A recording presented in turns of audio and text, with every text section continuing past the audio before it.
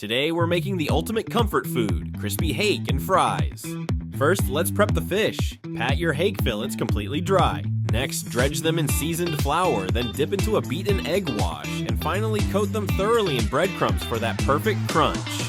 Now it's time to fry. Gently lower the coated fillets into hot oil.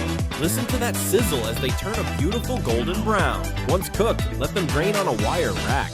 For the fries, lower them into the hot oil until they're golden and crisp. Give them a good toss with salt while they're still hot. Finally, plate it all up. A beautiful piece of hake, a generous pile of fries, and you're ready to eat. Enjoy your meal.